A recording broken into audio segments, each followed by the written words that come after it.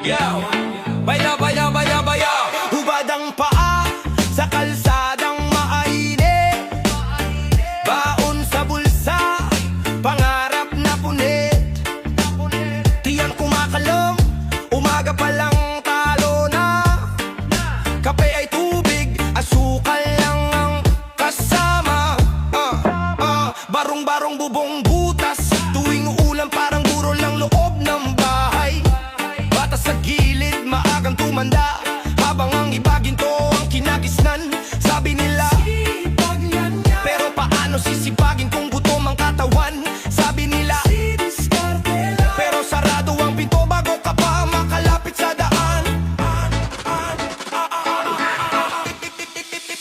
Ito ang imahe ng kahirapan, hindi eksena, ito'y katotohanan. Pawis at luha ang puhunan sa buhay, pero palaging kulang ang balik at hustisya. Ito ang imahe ng kahirapan, mukha ng bayang pinabayaan. Habang sila'y busog sa kapangyarihan, kami ang larawang tinakpan ng kasinungalingan.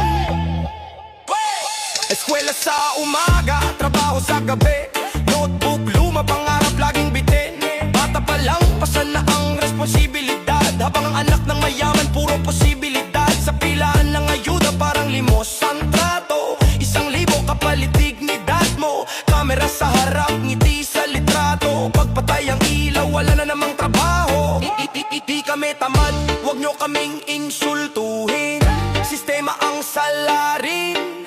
Huwag nyo kaming sisihin kung patas lang sana ang laban sa simula. Hindi ganito kalalim ang sugat ng kahirapan sa bansa.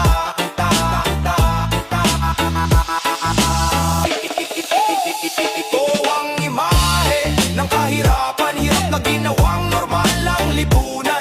Kung may hustisya sa sahod at serbisyo, hindi sana kami palaging nasa ibaba ng istorya nyo. Itong imahe ng kahirapan, hindi tadhana, ito'y kagagawan ng sistemang mas pinili ang tubo kaysa buhay ng taong nasa dulo. Hindi ito awa ang hinihingi namin, kundi pagkakataong patas ang tingin. Hindi limos, hindi pangako sa eleksyon, kundi trabaho, sahod at tunay na solusyon. Larawan man kami sa balita, tingnan nyo ng diretsyo, wag i-crop ang katotohanan.